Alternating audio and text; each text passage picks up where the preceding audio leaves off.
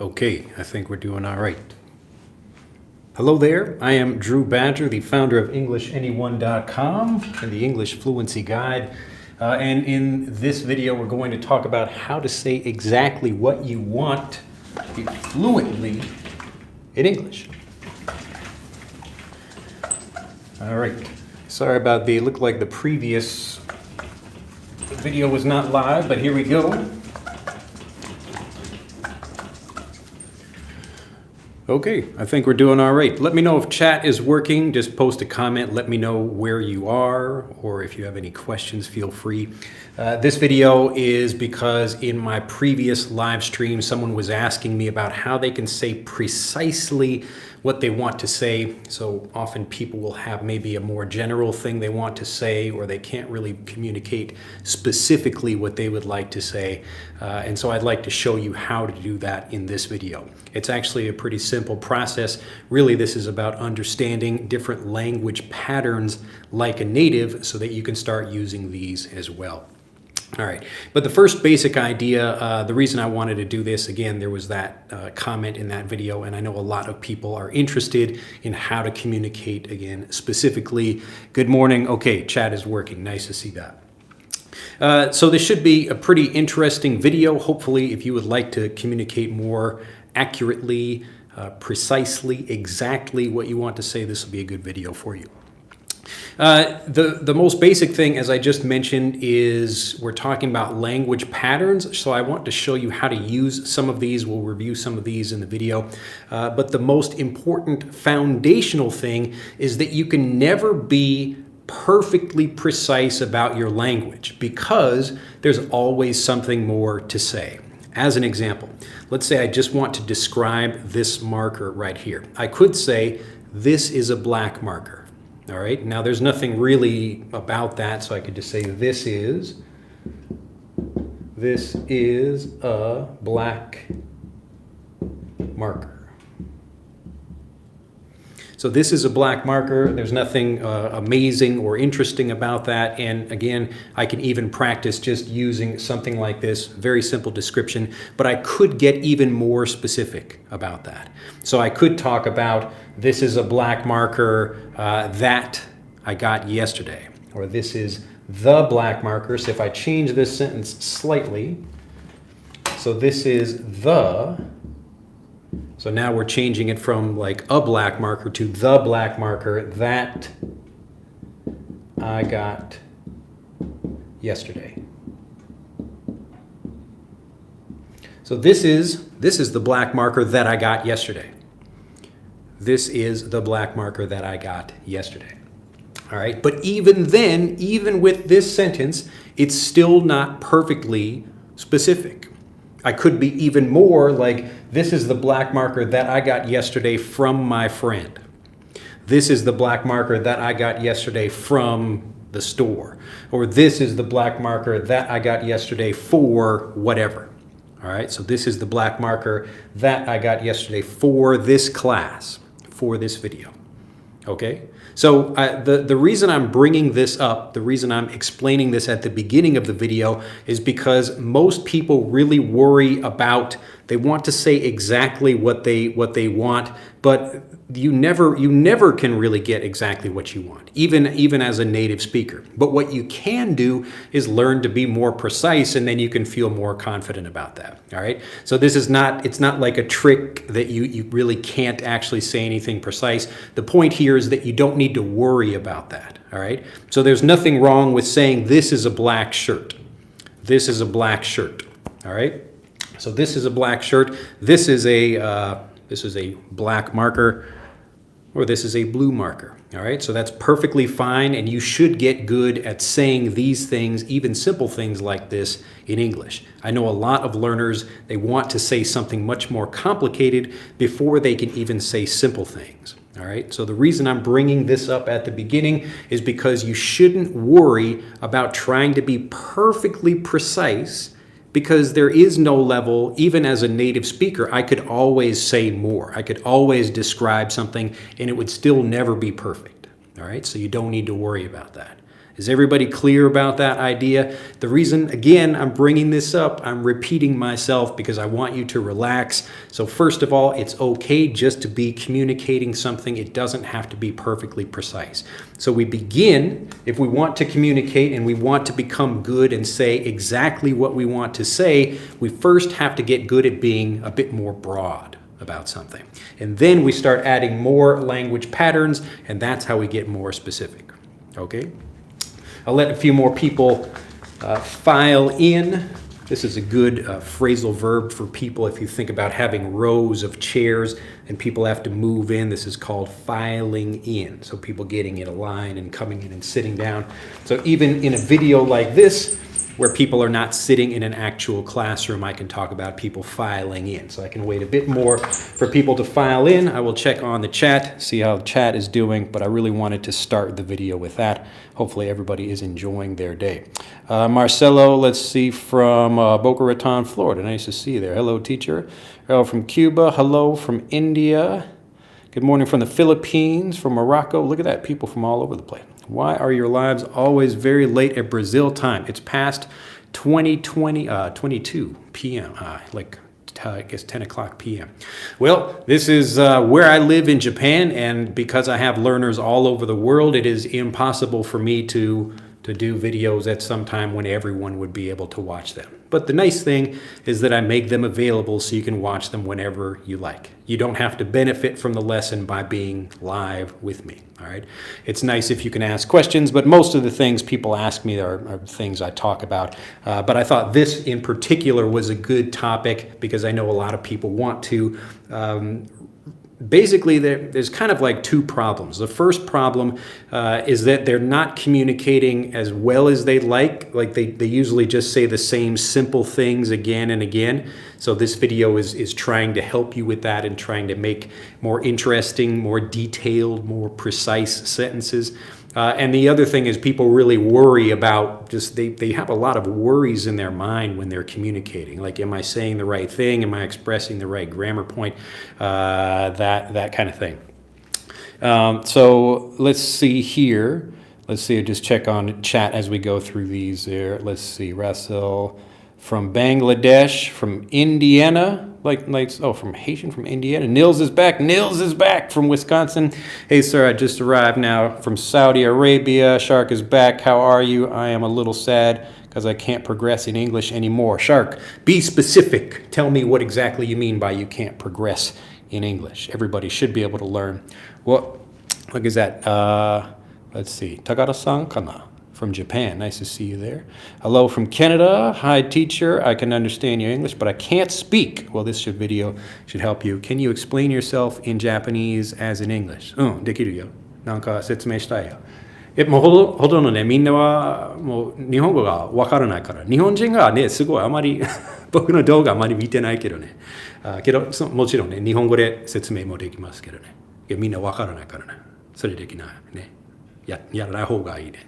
So yes, I can do this. I could do this whole video in Japanese if I wanted to. But number one, I don't have, my channel, my YouTube channel is like in the top 300 channels in all of Japan. But very few Japanese people watch me. It's pretty funny. So it'd be nice to get more Japanese people watching. But, it's okay. But the other issue is I would not want to teach Japanese people in Japanese because that wouldn't help them speak. The whole point is to learn the language in English, all right? So if you want to speak, you should learn it in English. How you learn is how you speak. But yes, I could. And I've done presentations like this in Japanese before. All right, hello, great teacher. How's it going? Hello from Brazil. Nice to hear, but I can't understand. What do you mean by that? Like you can't understand me or other people from Uzbekistan? Congrats for your nice classes. Wow. Hello from Mexico. Hi, teacher from Venezuela. Look at that. There's like one person from every country. It's like the Olympics over here. Everybody, and from Korea just joined over here. Nice to see you there. All right. So how do you deal with synonyms so how do you add color to your language, like using other adjectives, verbs, or simply just adverbs to further describe? We can talk about that, Kent. Good question in this video. So I'm going to give you some examples. We can get into more specific things if you'd like, but just let me know in the comments as we go through this. All right, nice to see you there. From Algeria, Iraq, I need help with English. Hanoi, Vietnam, I think I could spend like 6 months in the U.S. and Canada. I'll achieve fluency for sure. Yes, the fluency has certainly helped if you can be immersed, but that's not, it's not the cure-all that people think it is. I know people who have lived in Japan longer than me, so like 40 years in Japan, and they still can't speak. So again, it's not about where you live, it's how you learn. And even if you're surrounded by Japanese, if you don't get simple, understandable messages, you're not going to learn the language. And it doesn't matter what language it is you're learning. All right. 急に日本語が聞こえてきた。びっくりしたね。Yes. Good morning from Japan. Let's see. Nice to see more people. みんな教えてね。ね。来てほしいよ。So I want more Japanese people to enjoy this because I know a lot of Japanese people would like to speak English, and a lot of them ask me questions about them, especially parents with their kids, and they say, "Oh, can you help me with my kids?" And so we have Frederick for that. I created that whole program so people can give that to their kids, and lots of Japanese people actually are starting to use that, which is great. But I don't have that many Japanese people watching the YouTube channel. Anyway, this video is not about that, but I want to talk about how to be more precise with your language. All right. So again, as I mentioned at the beginning of this video, the basic idea is that you can never be perfectly precise. Maybe you've heard of this. There is an idea called Zeno's paradox. Zeno's paradox. And that is the idea that you could like fire an arrow.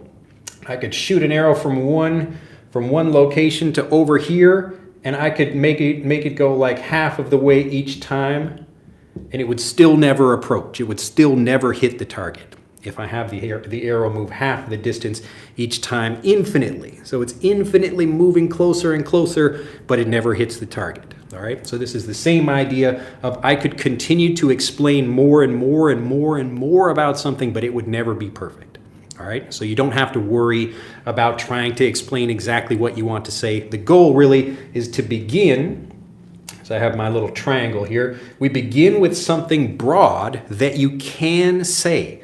And then as we start adding more language patterns, we start making things a bit more complex. That's when you start speaking and you express yourself in further detail. All right. But the reason I bring this up is so you don't worry if you can't pronounce something, or I'm not pronounce, but if you can't express something exactly, because it's really impossible to do that. So you can get very good at doing that. But even me as a native speaker, I could talk about this shirt, but maybe I don't talk about where it was from or who made the shirt or why I bought it or whatever. So there are lots of extra pieces of information I could put in to describe something, but nobody cares. All right. So you can relax, not worry about trying to be perfect. So let's talk about some of these language patterns. So the first one I want to talk about, and again, the goal for you to become more confident about using things is to work up from something broad. So we want to just be very broad about something. So again, I could say like this is a cat. This is a cat. And I know this is a very simple sentence, and maybe you can use this, you can understand what I'm saying right now, but you should not try to be more specific until you can feel very confident using this. And when I say feel confident, I mean understand it like a native. Like you know for sure, like yes, I'm talking about this thing, I'm describing this animal, this is a cat. This is a cat. Again, this is very simple. I know people might say, Drew, I know that information already. I already know this is a cat. Well, we want to figure out where exactly you get stuck in like the level of specificity. Specificity. Let me write this word down. Write this word down for you. Specificity. Specificity. Specificity. So when you're trying to think by yourself about where you get stuck, this is how we can do it, okay? So do I get stuck at the most basic sentences? So maybe you can understand what I'm saying, but you have trouble using this. It just means, okay, if we have trouble with this, where is the trouble? Like this word or that word, maybe you don't know what something means, all right? So especially if you are learning by yourself, it's very important for you to think about where do you get stuck? Because if you get stuck, it means you don't yet know that language like a native. You don't yet understand that thing really well, okay? Hopefully this is making sense. So I know it might seem, I have a wide range of people who watch my videos. Some people are really at a high level, but they still don't communicate fluently. Other people maybe know less. So even this sentence might be a little bit tricky for people. All right, so I'm still trying to speak clearly, make sure people can understand what I'm saying, but I want to make sure you by yourself can look at your own language and be in situations because you know the kinds of things that you learn. All right, so let's say if I'm learning Japanese, there might be a specific word or phrase or like a pattern, a language pattern of like, I have to do something. All right, so in Japanese, I might say like, shinaito ikenai, shinaito ikenai, shinaito ikenai. And I get really good at using that pattern. And then so I can start saying something like, I have to, and then whatever that is. This is a language pattern that you learn. So rather than thinking about like a specific grammar point or something, what I'd like you to do is think more about what is the situation. So this is how natives are learning. When my kids are learning both English and Japanese, this is how they're learning the language. This is how you learned your native language as well. So without studying grammar rules, we don't have to think about like, well, what is the grammar here? We're just thinking about what's the situation, okay? So I look at people, my mom is very busy, she has to go do something. Oh, I have to go to the store, I have to go do this, okay? So I have to. I'm just beginning with, this is just an example of a language pattern, especially something that like little kids would learn, all right? So the basic things like I have to do something, I want to do something, and this is how you build up the specificity over time. So we begin with something broad, and we want to make sure you can use this before trying to add more, all right? So one of the biggest mistakes that English learners make is they want to begin with something broad. And so they begin, like I might think in Japanese, if I'm a native Japanese speaker, and start like thinking about, okay, like what do I want to say? And I have like a complicated sentence in my mind that I want to use, all right? And then I translate that sentence in my head in English and I get very confused. All right, so as an example, let's say I'm trying to do this in English and I want to say something in a different language. All right, so my sentence I'm thinking of, yesterday I went to the store and bought this really weird squirt gun that shoots ink at people. All right, so that's the whole thing. Yesterday I went to the store and bought a really weird squirt gun, so like a water pistol, a squirt gun that shoots ink at people. Yesterday I went to the store and bought a really weird squirt gun that shoots ink at people. I might not be repeating myself exactly, but the point is I'm starting with a longer sentence. So if I'm trying to, if I think about that sentence first in my native language, so I'm a native English speaker, I'm thinking first in English, and then I want to try to say that in Japanese, wow, that might be a difficult sentence to make. Like, how would I say that? I'm trying to think, okay, like, I'm trying to express all these things that like, it's much easier for me to begin by saying, like, yesterday I got a squirt gun. All right, so we begin with what I know I can do in Japanese. All right, and this is just an example. Like, I might say like, kino mizu teppo katta. So like, yesterday I got a squirt gun. All right, so yesterday I got a squirt gun. So again, we begin with something that we know we can say in that language. In your case, you're trying to learn English. So we begin with a general, broad thing that we know we can say. And it's still specific. It's still exact. It's just we could always, again, add more information. But the point is for you to be confident first about that particular grammar construction or whatever the vocabulary is.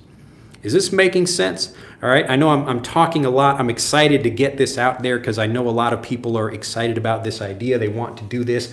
But remember, what we don't want to do, so we don't want to first think of a long, complicated thing in our native language and then try to translate that in our head and then speak. That's where you're going to struggle. What you want to do is really improve your understanding of English in English So that way you can use that without having any questions or trouble or anything like that. Okay, so if I begin, yesterday I saw, or yesterday I bought a really weird squirt gun at a store that shoots ink. Okay, so I don't begin with that. I begin with something like, yesterday I got a squirt gun. All right, and that's perfectly fantastic English. I'm being specific, and then I might even make more sentences about that, like, the squirt gun is really weird. The squirt gun is really weird. And if I'm having a conversation with someone, they might say, oh, why? Like I'm trying to get a conversation going. Yesterday, I bought a squirt gun, but the squirt gun is really weird. Or yesterday, I bought a squirt gun and the squirt gun is really weird. Now, remember that there are different ways of expressing yourself, but the point is we want to begin with something, a language pattern that we know and can understand and can use confidently before we start practicing with other things. All right? So as you get comfortable with each of these things, we'll go through them. We'll go through a couple of examples, but this is how you will feel much more confident about expressing yourself. All right? So remember, number one, the most foundational thing is that you should be learning it all in English, understanding the language pattern in English, and that way you can tell exactly what you are struggling with. Because most times you will feel confident about something and you will use that, but then if you try to use something different, maybe you don't quite understand the grammar, you're still translating or something, that means that's the thing you need to focus on. All right, so as we get, we're adding more and more words to our sentence, we're trying to make that thing much more broad much more specific, I should say, but we're using more words, all right? So hopefully this makes sense. This is a cat. So let's go over just some very simple, basic grammar constructions, but I don't want you to think about it like grammar. We're not going to talk about it like language learners. We're going to talk about it like natives, okay? The same way I would teach these things to my own kids. So I'm giving them lots of examples. We're going to begin with that and which. Let's write this up here, put this in blue. So we'll start with that and which. Now that is a little bit easier and we can actually remove this from sentences as I'll show you right now.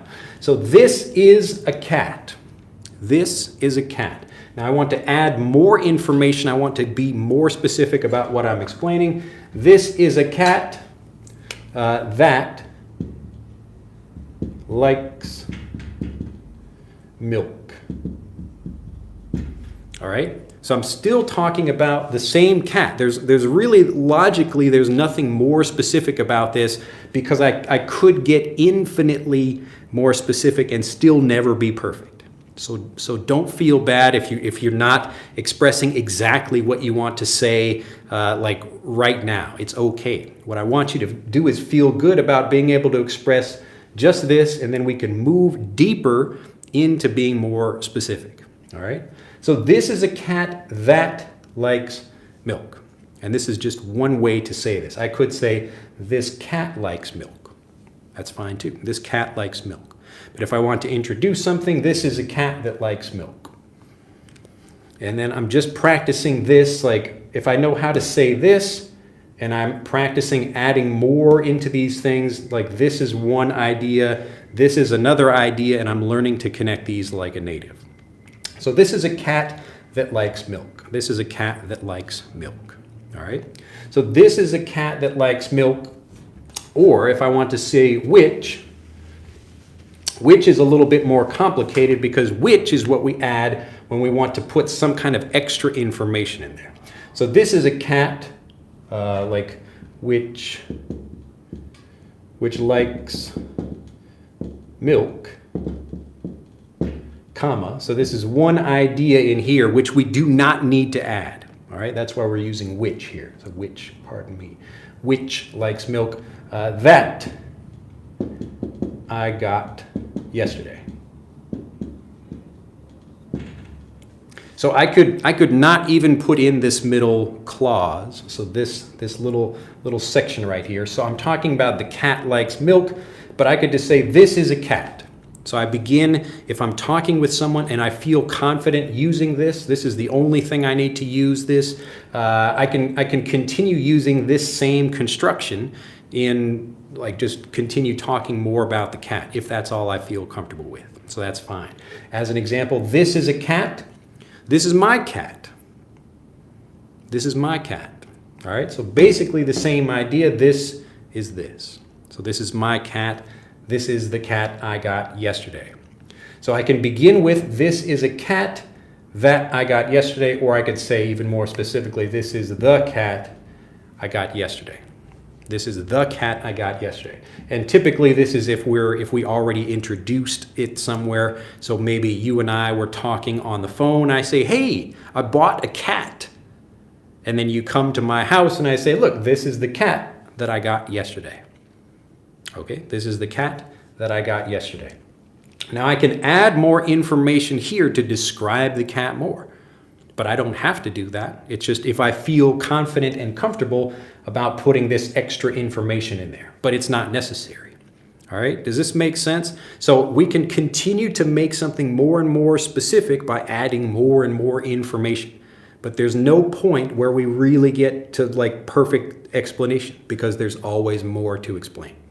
All right, so don't feel bad if you can't, if there's like a specific idea you want to express, but you can't. The point is you can still express something, feel confident about that, and then as you understand more things, you will become more confident about those as well. All right, so in this case, this is a cat.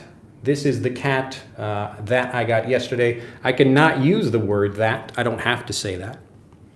It's just as fine to say it that way. Natives will not use that also. This is the cat I got yesterday. This is the cat I got yesterday.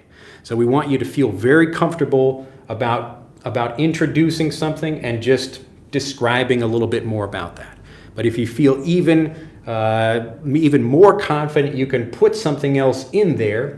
So this is the cat which likes milk that I got yesterday. It just depends on what you want to express. But don't feel bad if you can't say some like exact thing you have in your mind. All right? The point is we want to feel confident about each of these because remember, you get fluent word by word as we go through these different things. So you learn a language pattern like, oh, I have to go. I have to do something. And as you feel more confident, that's when have to becomes have to. We wouldn't write have to. I mean, you could write have to if you want to. But in general conversations, when we're teaching children, I have to do something. I have to do something. But children, as they're using the language more, they become very confident. They know what they're talking about, and they just say have to. I have to go. I have to go. I have to go. I have to go. Even just sounds like without the H on there. I have to go. I have to go. All right. So when you hear these different things inside, like in a conversation from natives, you will get that, and then you will feel like a lot more confident about that. All right. So I have to go. I have to go. I have to go. I have to go. All right, any questions about that? I'm going to cover a few more of these, but I really just wanted to start with something simple so you can figure out for yourself where do you get stuck? Because this is when you know, oh yeah, I don't really feel comfortable saying that I have to do something. Like I don't yet feel confident about that. So that means you should focus more on that particular pattern. All right, don't think about it like a grammar point. Think about it like a language pattern, the same way natives do. So natives are not like, well, what is this? Is this like a past perfect or the present progressive or whatever? They're not thinking about that at all. They're just thinking about what's the idea, what's the situation, and then what words do I use in that situation. So this is the cat which likes milk that I got yesterday. Typically, if we use which, this is a cat, or this is the cat which likes milk, then we would say that, just because we have which. If we have which and that in the sentence, it makes it a bit more clear that we're talking about, okay, this is some extra information that doesn't need to be there. But you will often hear these kind of confused in situations. So like this is the cat which I got yesterday. You might hear that. It's grammatically incorrect, but you will hear that from people sometimes. and that's okay. Natives will use grammatically incorrect English. All right? So this is the cat which likes milk that I got yesterday. Any questions about that? We just want to go through something very simple, make sure everybody can use that. All right, let me see. It looks like I had a whole bunch. All right. Now this is going to be, now we're getting more people in the comments, so I'm going to have to, it's going to be tricky going back through all of these, but let's see here. I need help uttering my ideas. I have a lot, but it's hard to put them out there. I don't know why. This is a wizard guy. Yes, part of that is, I mean, really the most basic foundational issue is that you just don't know English like a native. So if you understand the language like a native, you will speak like a native. And it's really hard to get there by trying to translate things in your native language. So especially people that like maybe they have like more intelligent people, maybe they go to college and they have difficult things, complex things they want to say. They get very frustrated because they can't express that in another language. But I'm saying you shouldn't feel like that. It's okay to just explain something simply if that's all you can use. It's okay. So I can say, this is a cat. I bought this cat yesterday. I can use 2 sentences and explain the same thing. All right. There are more than one way to explain something or express something. So this is the cat which likes milk that I got yesterday. So I could say that, or I could say, this is a cat. This cat likes milk. I got this cat yesterday. Okay. So if you feel confident, you feel comfortable with this, and that's the only like sentence structure you can do, then use that. It's okay. It just takes maybe 2 or 3 sentences to explain one thing. But then we know, okay, how do I add a bit more information? So we can give you a few more examples of that. Like this is the marker that is running out of ink. So maybe this marker is okay, but this marker is running out of ink. So if I'm telling someone, hey, this is a marker, I'm just introducing it, but if I want to explain, oh, this is the marker that is running out of ink. All right, so this will help you sound much more native if you just want to explain a little bit more with the word that. All right, or you don't even have to use the word that. This is the marker running out of ink, or this is the marker that is running out of ink. Okay, any questions about that? Does everybody understand? I really want to make it very clear that the point is to you become fluent in these language patterns. And you will notice this about your own speech. You will think, okay, I'm good at saying this, but I'm not yet good at saying this other thing. All right? So continue to use what you're good at, but really, instead of trying to maybe practice it, you really just want to understand that thing, which comes from getting naturally varied review. So lots of examples of a particular thing. That's why we just cover, like, I'm making this clear about these different things. I've got them circled so you can see them as a specific language pattern, but that's how you learn it, all right? So don't think about grammar, think about language patterns. What do you want to express? So I have to do something, or in this case, I'm just adding more information. All right, so this is the video. This is the video where, in the same way, this is the video where I could talk about something. This is the video where I could introduce more information, all right? Or this is the time when I could do something, all right? So this is a video. Very simple. This is a video. I feel confident saying that. This is a video. Yes, very simple. This is a video that I like making. So I can add a little bit more information in there. This is a video that I like making. Or this is a video that I don't want to go too long. All right? So the goal is output, but you get there from the input. All right? So you don't have to go and try to practice like a lot of things. It's just what is the simplest, easiest, or even like the most complex thing that you can say all in English without thinking about it. That's how you measure your fluency, because you measure it by language patterns individually.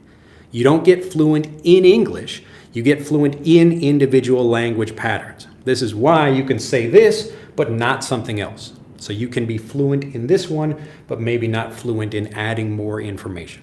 But if you know that, the point is to know where you are for your own English, and each person has their own particular things that they're trying to improve. But that's how you would get there. So it's not about trying to speak more. You want to get more input, more examples of the particular thing you're looking at. And as you get more examples of that, you will feel more confident, and then you will speak. All right? So you can still, this is still specific. This is a cat. This is a marker. That is a tree. That's still specific. But I could give more information if I feel confident about doing that. Okay? All right, I think people are getting it. Let's find out.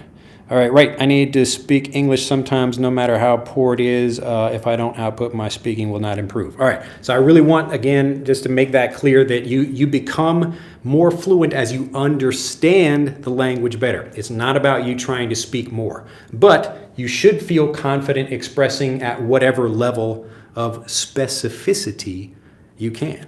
All right. So if you can only say a simple thing like this equals that, or this is that. This is my hand. This is my hand. Okay? If you feel confident only saying that, then those are the sentences you should be using, and then you start getting more used to other language patterns, so you can make your sentences longer. So just like adding that or which in this example. So this is a cat that I got yesterday, or this is the cat that I got yesterday. All right. Let's see. All right. So yes, the psychotic American teacher is back. That's the same thing I tell my students in Egypt. Glad to hear it. I love your videos. They're very instructive. Glad to hear it. Well, Mario is back. Good morning from Taiwan, says Lily. Nice to see you there. You can say the because you both know what cat you're talking about. Yeah. So you can say the because you both know what we're talking about. So if I just say this is the marker, if I introduce that, we don't introduce with the because you don't know what I'm talking about. But you should watch, I made a video recently about the word the and its different uses if you're curious to learn more about that. Hi teacher, people here. Greetings from Colombia, says Julie. Nice to see you there. All right, hello teacher. Let's see. All right, any other questions about that? Can you say this is a cat that likes milk, which I got yesterday? Yep, you could say that as well. Again, you will feel more confident about making these different things, and we can reorder these. So I can say this is the cat that I got yesterday, which likes milk. Very good. So which is just where we're trying to add some additional information. So I could cover this up. This is the cat I got yesterday. If you could see that. This is the cat I got yesterday. This is the cat which I don't like very much that I got yesterday. But there are different ways I could put these each in their own sentence, and I'm still communicating. I'm just using a simple expression or a simple language pattern. This is a cat. This cat likes milk. I got this cat yesterday. Okay? So I'm still using a simple construction and still being specific, but it's just in 3 different sentences. So don't feel bad about that. Don't feel nervous. The feeling bad usually comes from you're starting with a really complicated idea in your native language, and then you translate that, and then it doesn't come out the way you want it to. You're making it too complex. So you can't go, it's like imagine you're trying to cross from one building to another. All right, so this is we'll just call this your native language, and this is English. So this is a building over here. So you start with here's this really complex idea I want to say in my native language. Now I'm going to try to walk across to English over here and translate that in my mind.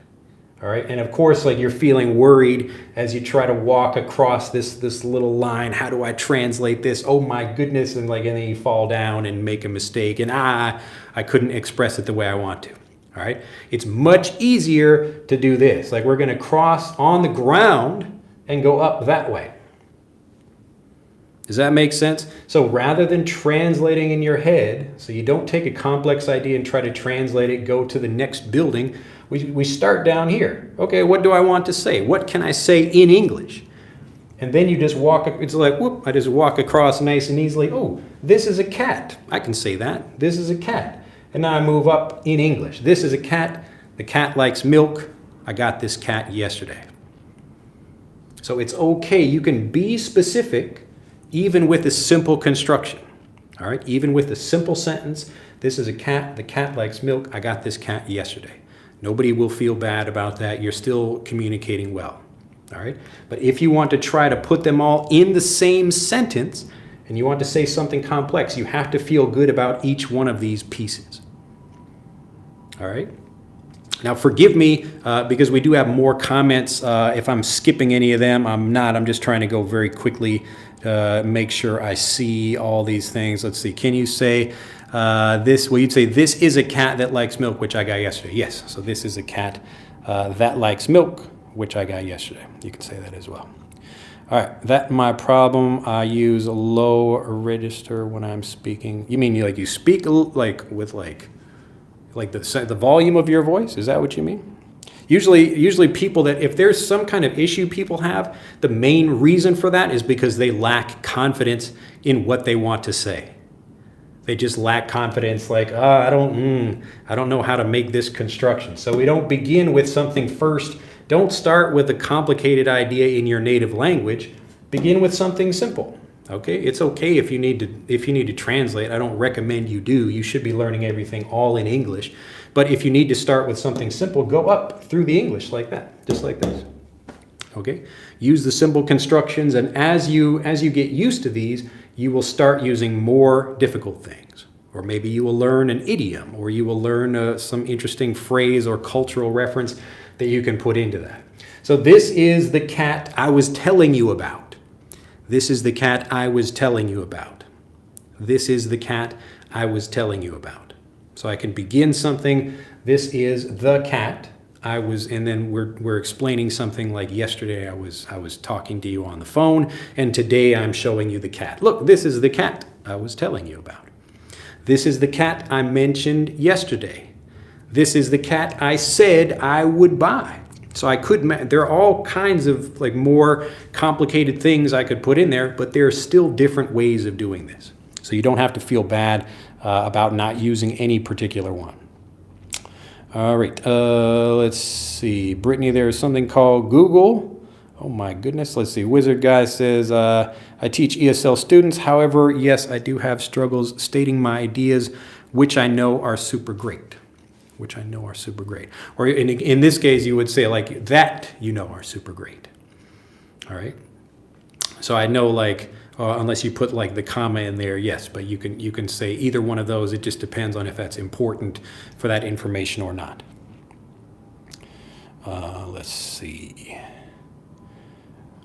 All right. Yes, Brittany just review what I was just talking about. That is just important, necessary information, which is just not important in this case. All right. Let me see if I have. All right, I struggle to stop speaking when I'm not sure if my grammar has the correct collocation, for instance. Yes, and so again, you will feel confident using something, and think about what is the grammar construction, or what is the situation where you don't feel confident. Maybe you think I don't know how to say I have to do something. So I'm using it now. It's kind of weird to say that, but let's say, for example, I don't know how to say I have to do something. So maybe that's something you know how to say this in your native language, but you don't know how to say it in English. Then you should be looking for situations where natives are using that. Oh no, I have to go to the bathroom. Bye. I have to go. I have to go. I have to eat. I have to play. And as you get used to these examples, you feel confident. So now, this is the cat I have to wash. This is the cat I have to wash every day. This is the cat I have to wash. Okay? So maybe there's the cat doesn't like me very much because I have to wash him. But you can take something as you feel confident about each one of these pieces individually, then you can start to weave them together. But don't try to put a really complicated sentence together in your native language and then translate it into English. You don't want to do that. You're just going to struggle. Just say something specific or use like 3 different sentences at this same level. It's okay to do that. This is a cat. This cat likes milk. I got this cat yesterday. Or I got it yesterday. People understand what you're talking about. You don't have to say the cat, the cat, the cat. This is a cat. It likes milk. I got it yesterday. Same thing. This is a cat. I got it yesterday. It likes milk. Okay? Very simple. So we're still using the same basic construction without having to feel like, oh no, I can't express what I want to say. All right? Everybody getting this? I don't want to make myself, I feel like I'm being too complicated. But the basic idea is that you get confident and fluent as you understand each thing individually. Don't try to think about this as all like one thing. It's really a few different pieces like building blocks or Legos or something like that you put them together. So it's okay to use short, simple sentences, and maybe you use a few of them. That's okay. All right. All right, let's see here. So hopefully that makes sense. Okay. Hello, let's go to another great class. All right. Let's see. Let's start. Or we can say the after mentioned it before. Yes, you could. Good morning from Indonesia. This is a lesson where you can learn native English. Correct. So this is a lesson where you can do that. Or if I was the only person, this was the only place you could say, this is this is the lesson where, or this is the lesson where you can learn native English. Like it's not possible to learn anywhere else. All right.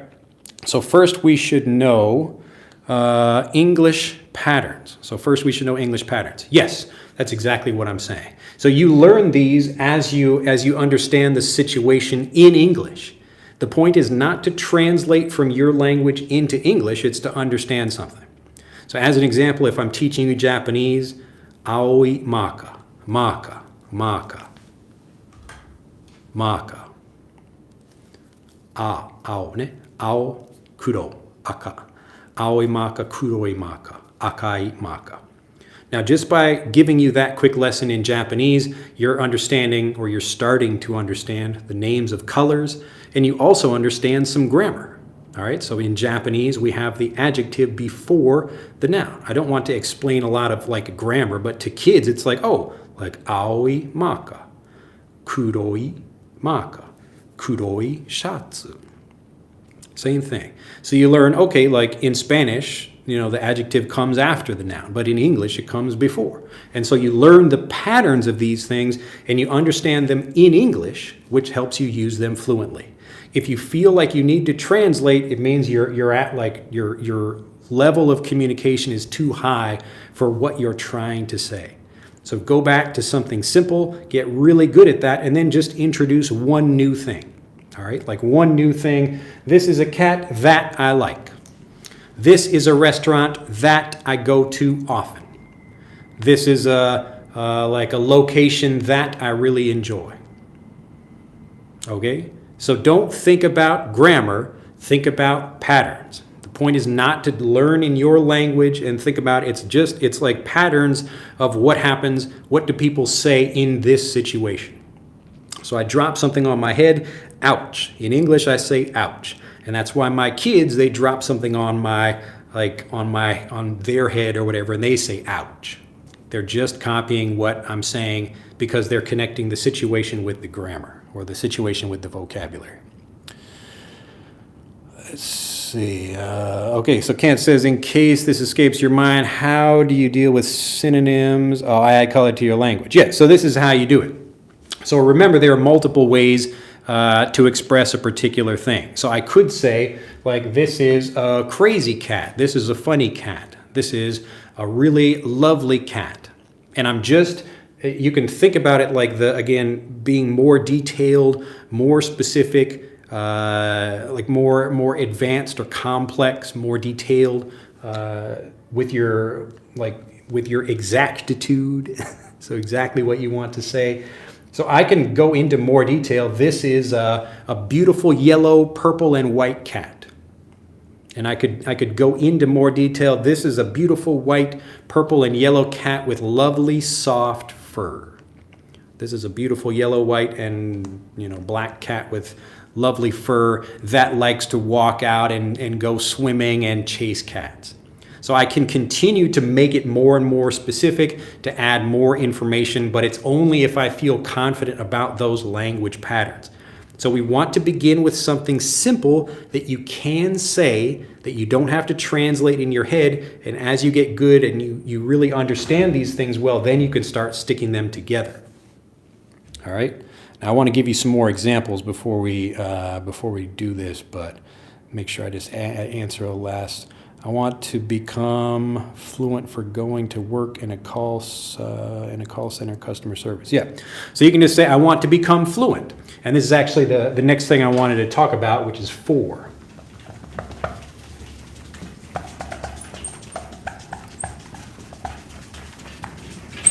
So we've already covered that and which. Let's just see, what was that example? I think it was like, I want to be, we'll do something even more simple. Like this is, we'll just use the same basic construction again. So this is a marker. Now, how might we take this and make it more complex? By using the word for. I'm losing, I have a couple of different markers over here. How was this one? It's a little better. We need some new markers. So this is a marker, and I can just again say that. This is a marker, but for doing something else. So this is a marker for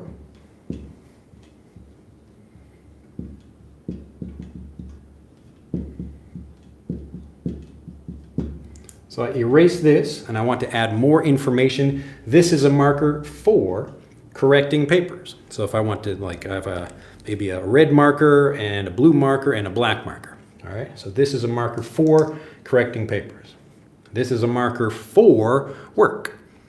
All right, so what's the purpose of that? Again, I'm not thinking about a grammar point. I'm thinking, what's the language pattern? Like, for the purposes of. So what's the reason for this thing? All right, so this is a marker for scratching my back. This is a good marker. This is a good marker for scratching my back. So I can add more information. This is a good marker for scratching my back. This is a really bad marker for cleaning my ears. It's a bad marker for cleaning my ears. It's a bad marker for cleaning my ears. Okay? So it's bad because it can't get in here. And so now you start learning, ooh, look at that. Like there's like bad for or good for, or I write food over here, good. So you see, as I begin adding more information, but I feel confident using this. All right? This is a marker. This is a marker. Do you feel confident just saying that? If you do, start adding more information with some other details. This is a marker for doing something, or this is a marker that is, so I can still use that again, that is good for something else. That is a marker good for something else. Okay? So the point is not to memorize like the like a particular grammar point or even know the name for that grammar point. It's just, what do you say, like I'm talking about something is for some purpose? What's the reason for that thing? Okay? So this is a marker for, again, cleaning my ears. Maybe this is a good marker. This is a good marker for cleaning my ears. Maybe I need something thinner. Let's see, like this is a pen. All right? Yes, so someone just said there isn't pattern all that of grammar. Yes, it's exactly what I'm saying. Patterns is what you should be learning, and patterns are grammar. That's what it is, okay? But the point is not to think about what the grammar construction is. It's more, what do natives say in a particular situation? That's how you should be thinking about grammar. So we don't do it by thinking in your native language and then trying to translate that into English. What you think is, what did natives say when they're talking about some situation? That's it. So that's what a language pattern is. So yes, everything about language is grammar. Grammar just means what are the rules of the language. But you should not learn them by trying to study a whole bunch of rules and trying to memorize and like, okay, here's every example of that. So we learn something. It's like when I'm teaching my own children, like he likes pasta. He likes this. But then I point to a girl and I say, oh, she likes something. And so they learn, oh, we use a different word for that. So he likes something if I'm talking about a little boy, and she likes something if I'm talking about a little girl. Now, you might understand that, but can you use it fluently? Can you switch back and forth? Can I bring 10 people and it's like he, she, like that? The point is to understand the language really well so you use it automatically. And then you can start combining these different things together in the same sentence. Okay? What does it mean, a pattern? So pattern, a pattern. So a pattern, it just means like if let's say I have a diamond, circle, what do you think the next one is going to be? It's a pattern. You can guess it's probably going to be another diamond. You recognize the pattern. In the same way, when we're in a conversation with people, I have to go. I have to go. Oh, that person, like what they mean is like they cannot stay here. Like they must do something. So I could say I must go or I have to go, but there are different ways of expressing that idea of like you must do something right now. I have to go. I have to do something. Okay? But if I feel confident first, like the first thing I do is understand what's happening. I drop something on my head, I say, ouch. You understand, like, ouch. And not just me, you see lots of people do that. That's the pattern. So if I drop something on my head, I say, ouch. Someone else drops something on their head. They say, ouch. Another person drops something on their head. Oh, like, no surprise there, right? You know what's going to happen. That's the pattern. So you should be looking for that in English. And everything you watch, everything that you watch people do, they're following some kind of pattern. And your mind is designed to understand those patterns, and that's how we can speak. The problem is most people are just trying to take something complicated, translate it from their language into English, and that's when they get stuck. When they should be trying to just master something very basic. This is a marker, and then you know where you get stuck. So I can't say for, I don't know how to put these two sentences together, all right? So we want to begin with just understanding these even within this same basic structure, all right? This is a marker, and I could say this marker is for correcting papers. This marker is for correcting papers. So this is a marker, this marker is for correcting papers. Or I could say, if we already know, this is a marker, so it's for correcting papers. So how can we find these patterns? First, you find the situation. Okay? So the pattern comes from the situation. It's anything. What do you say when you order food? What do you say when you need to go to the toilet? Where's the bathroom? So you ask people, like, when I'm looking for something, what do I say? What are the words that people use? Like, where is something? So that's the language that people use. And you will be amazed when you start thinking more like a native, because you're kind of forgetting about your native language and thinking more about what is the pattern in English. What is that particular thing? And you think, oh, a native says, like, where? I'm looking for something. Where are my keys? Where is my dog? Where did I put my remote control for the TV? So little kids are hearing that and they look like, oh, like I'm talking about a place. Where is something? Where do you live? Where would you like to go on vacation? So we begin by not translating a word from English or from your native language into English. You begin by understanding, like, oh, the place we're talking about. Like, look, where? Where is my hand? Oh, it's up here. Where? And from simple individual words like this, we start making longer things. But most of these are it's just a pattern. Okay? All right. Let me go through, and I might not get to everybody. Oh my goodness. All right, let's see. We got a lot of questions over here. Let's see. So that's what I wanted to learn, using idioms, phrasal verbs, and cultural references. Yes, so those kinds of things are the things that you get as you get good at these patterns. So often, like, people will learn, like, they will watch a movie and they will take from that situation from the movie, like where people say something like in any I don't know, like a famous movie. Let's see if there's a recent example.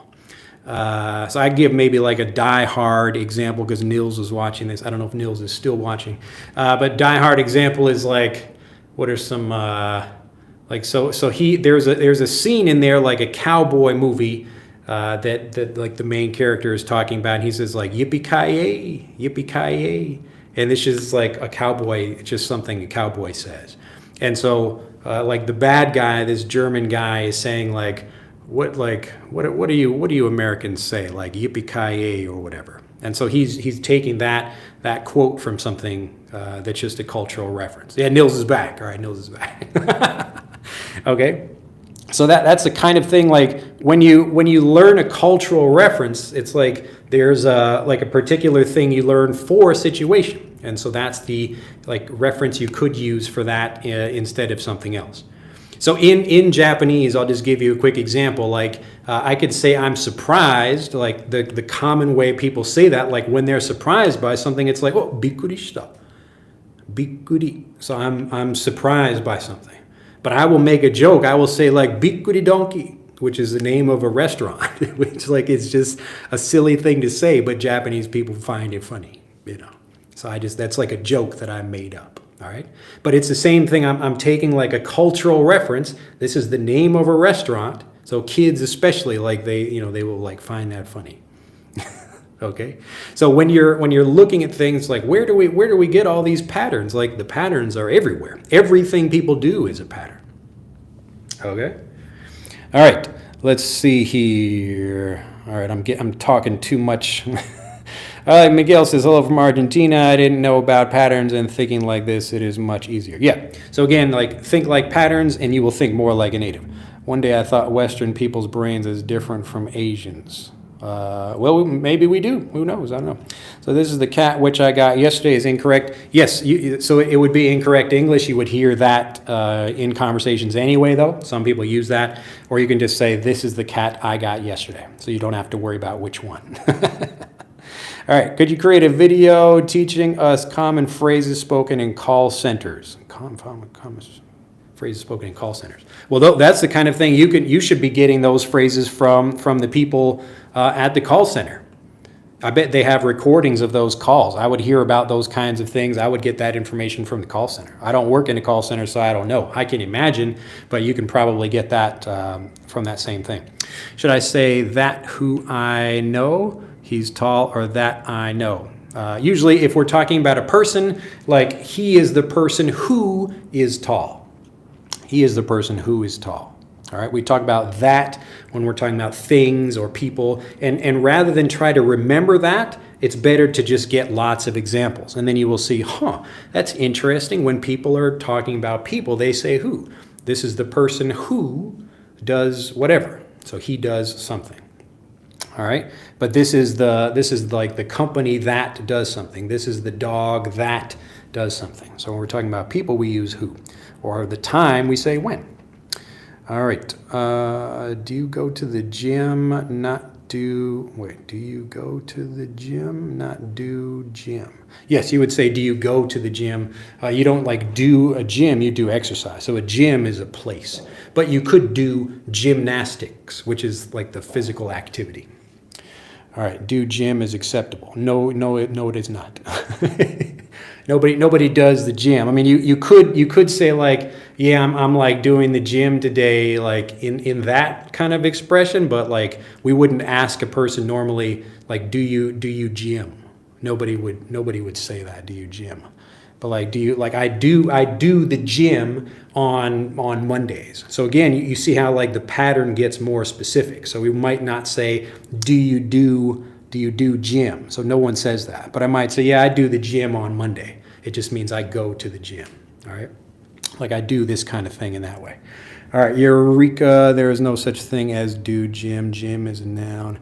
But again, like, yes, so as you start thinking more like a native, so a non-native speaker is like, okay, what do we do for the word Jim? What a native speaker is doing is they're thinking, maybe we do use Jim. Like, and then I'm looking for examples of that. So yeah, I do the gym on Monday. Like I do legs on Tuesday. So if I'm talking about training my legs, like I do legs on Tuesday, I do arms on Thursday, that kind of thing. So as you get more specific with those things, that's where you start recognizing the patterns. All right, Fatima, do you suggest any books for that? Again, I would start with read or watch the video I made about these books get you fluent in English. It's talking really about children's books that give you language patterns and that you review these things again and again. Most of the time, popular children's books are just a language pattern again and again with a slight change in it. This is a flower, this is a tree, this is a that thing. And then we learn that is a flower, that is a tree. And the point is to get really, really confident because you know it so well. The more familiar you get with English in English, the more confident you become. All right, how can I apply what you are saying to a job interview? For example, the interviewer asks this question, what are your strengths and weaknesses? Okay, so if I only feel confident, good question, Julian. So if I only feel confident about something simple, so one strength is I listen well. So very simple. It's like this is that. One strength, or I can even, without just saying like a good thing, I can just say, well, I listen well. And they understand like that is a strength. So one strength is I listen well. Or I could just say I listen well. But, and again, I'm contrasting that even within the same sentence, or it could be a different sentence. But I hate people. So I could say something you would probably not want to say that in a job interview, but the point is I can make like two simple sentences, okay? So I could become or could make them much more complex by adding more information to that. But like, I could say, I do this, so I am good at listening, or I am a good listener. But I'm always late. So like if you talk about strengths and weaknesses, like a good way to use that in a job interview is like, what's your weakness? I say like, I care too much. So I want to help people too much. I might like spend more time with the customer than I should. And so that's where we call that like positioning a weakness as a strength. Okay? So it's a slightly more complicated thing, but for job interviews or whatever, you can say that same kind of thing. Let's see. Okay, teacher, do you do gym a lot? Yes. So you would say like, do you go to the gym or not? Let's see. How do I? Okay. Well, I went too far back, I think. All right, so Fatima is asking if I have a book. No, I do not. I actually have a whole course that will teach you all of these patterns. It's called Fluent for Life, and Frederick as well. This is our app, and both of these things will help you learn English like a native. You can click on the links in the description of this video to learn more about that.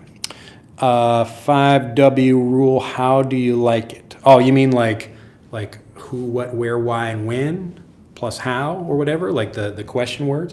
Yes, I mean like I don't tell my children like what's the 5 who or 5W rule or whatever, but they understand the pattern of that over time.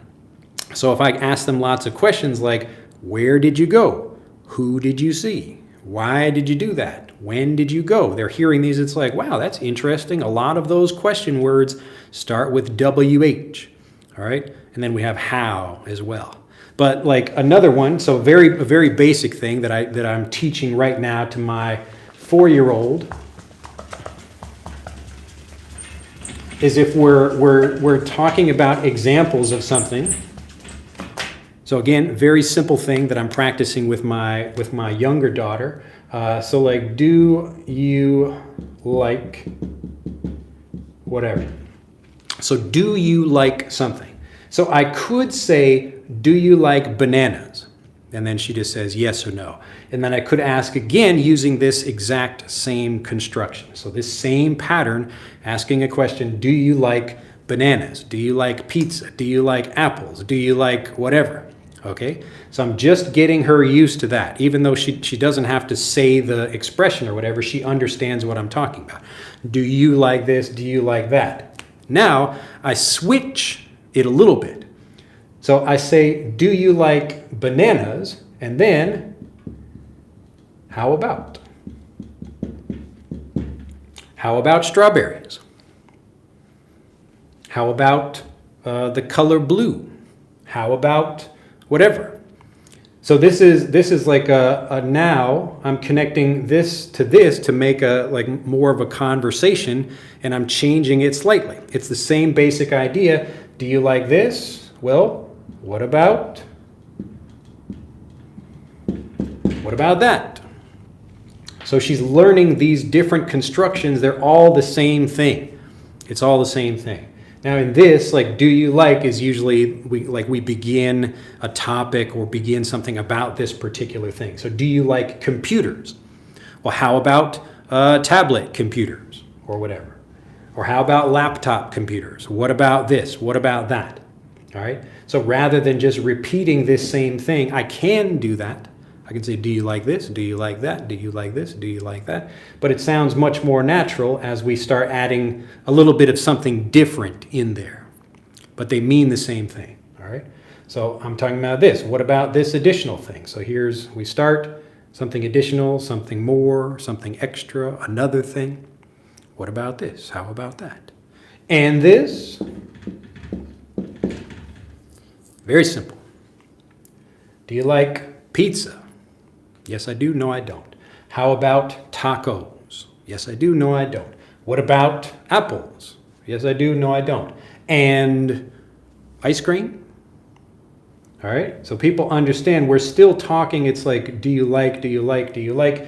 But I can express it in a slightly different way. And as you learn these things like a native, I'm giving you a situation. These are the patterns. These are the language patterns that natives use in this situation. So we begin with the situation. I'm asking, do you like something? Now I'm continuing to ask that. Do you like this? Do you like that? Do you like that? But I'm asking it in a slightly different way. Or, same thing, all right? It's just language patterns. All right.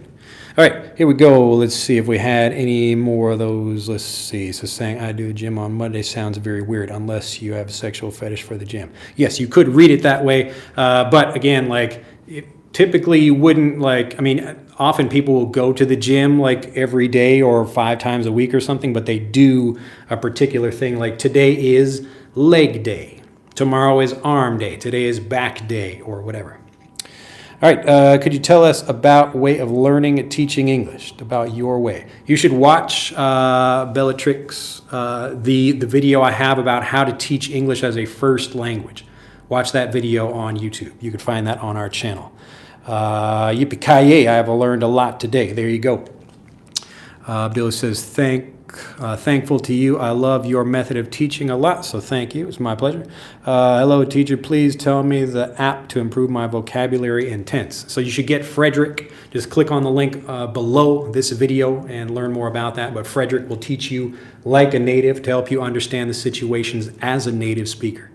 It's the same way native children are learning the language. So if you want to learn spelling, pronunciation, grammar, vocabulary, and then also like just listening and really improve your fluency because you understand the language so well, Frederick will deliver all of that for you. So that's the app. And then we also have Fluent for Life, which you can learn more about, which goes into like lots and lots of situations like this. Let's see, Elegant. I read book 2, Jasper John Dooley. It's a kid's book. Yeah, very good. After watching movie, I forget a lot of the new vocabulary. Is that even normal? Yes. So Dimitri is asking a very common question. Again, the reason most people forget things is because they take something that's like a 2-hour movie or like a novel that might be a few hundred pages, and you will probably not go back and review that information again. So you have the knowledge of something. If I repeated a phrase that you heard in that novel or movie, you would probably recognize it, but you don't feel confident using that. And that's what we're talking about in this video, which is like feeling confident about particular grammar structures. Okay, so you don't feel confident about something. You don't get to review a lot, like enough of that information, and that's why it's much better to do short, simple things that you can review very quickly. Okay, all right, pretty easy. All right, let's see. Anyone else here? All right, you could also be more specific in saying, do you like whole bananas or sliced bananas? Do you like sushi? Yeah, very good, Juan. Same thing. So I can always, again, like there's never a point where we reach perfect specificity. Okay? So we always want to just relax and express what we can, and then as we express something, we're also trying to improve and add more constructions to our vocabulary. Okay, so don't worry about like trying to say one particular thing. So what about and how about? What is the difference, and where should we use what or how? So again, I just gave examples of these. What about and how about are the same thing. It's just here's an additional example I'm asking about. So do you like Japanese food? Now I'm going to get more specific. What about this specific Japanese food? Or I could say, what about Thai food? So I'm talking about a different thing. But I'm just asking for more information, or I'm trying to learn more about you. But both of these mean exactly the same thing in this situation. So in this situation, remember, things are situational. The vocabulary is situational like that. So we don't want to try to learn the word how by itself and then try to remember lots of different examples of it. It's just like, for this situation, we use how. And then we might use it in a different way in another situation. But this is how kids are getting fluent. So kids learn to talk like, how do I ask for a toy from another kid? Like, can I play with that? Can I play with that? Or may I play with that? So they learn a construction for that. They're learning the pattern for that situation. May I play with that? Or could I play with that? Okay. Makes sense. All right. Let's see here. A couple things. I'll do maybe like two more quickly. We're already going a little bit long here. Sorry, I'm Raul Amin from Bangladesh. I've printed out all your podcasts and I do 2 practice hours a day. I've been improving. Glad to hear it. Nice. It's a good tips. I'm from Brazil, says Mateus. All right. I have a question about you, accent spoken. Where are you from? I'm from Chicago in the United States. But if I'm kind of speaking a bit more clearly. Some people actually say I have a southern, like almost a southern accent. Maybe my normal speaking voice is a little bit more relaxed. All right, thanks. Teacher says cocina. Difference between frowned on and frowned upon. They really mean the same thing. And this is if you have a particular question about grammar that you don't know and you don't have a teacher there. But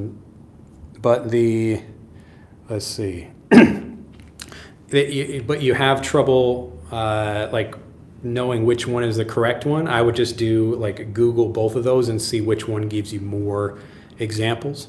So if you say like frowned on something, which people don't typically use, you might get 10,000 examples. But if you say frowned upon, you might get 1,000,000 examples. So you would know, that's the one I should be using. That's how natives will be checking that. All right, let me do some quick more, and then we'll finish this up. We're already past 1 hour. Another very simple language pattern if we're talking about a reason why. So we mentioned for. So like this is a marker. We'll use something different. This is, let's see, we'll just say this is a pen. Everyone knows this is a pen. This is a pen. This is a pen. All right, this is a pen. Actually, no, let's do something different. Maybe you guys want to do something different. Let's talk about something you do. All right, so I play, nice and easy, I play piano. Nice and simple. I play piano. Like person does something. Very easy. I play piano. Now, I play piano, if we want to become more specific, we want to improve our detail, our level of detail, or our level of specificity. I play piano for, so we had the word for, we'll cover for again. So for fun. So what's the reason why we do it? And remember that we can just use like two different sentences if we only feel comfortable about that. I play piano and like I do it for fun, or I do it for fun. So I play piano for fun. I play piano for work. I play piano as a hobby or something like that. All right, so I play for fun. We can also talk about, let's see, where's my black marker? So this is a little bit longer construction of the same thing. So for, or I can do so I can, and this is again a reason where it's two different ways of expressing the same thing. So for, so it's like just like, why do you do that? Like, why do you play the piano? Oh, I play the piano for fun. I just like to relax. I play the piano for fun. I play the piano so I can relax. Hopefully you can see that. That's looking pretty faint. I've got so many markers over here, but none of them work. All right. Now, like an expression, here's the situation. I've got markers here, many markers, but they don't write anything. That's the situation. So I could take like a quote from a movie or a book, and it's like water, water everywhere, but not a drop to drink. Water, water everywhere, but not a drop to drink. So if I'm in a conversation with someone and I'm like, oh no, I have all these markers, but I can't like write with any of them because they're all out of ink. So water, water everywhere, like I'm out in a boat in the ocean, but I can't drink any of it because it's salt water. All right, similar idea. So lots of markers, but I can't use any of them. Anyway, so I play piano so I can relax. Or I play piano for relaxing. I play piano for relaxation. Typically we would say I play piano for relaxation. Or another way to express this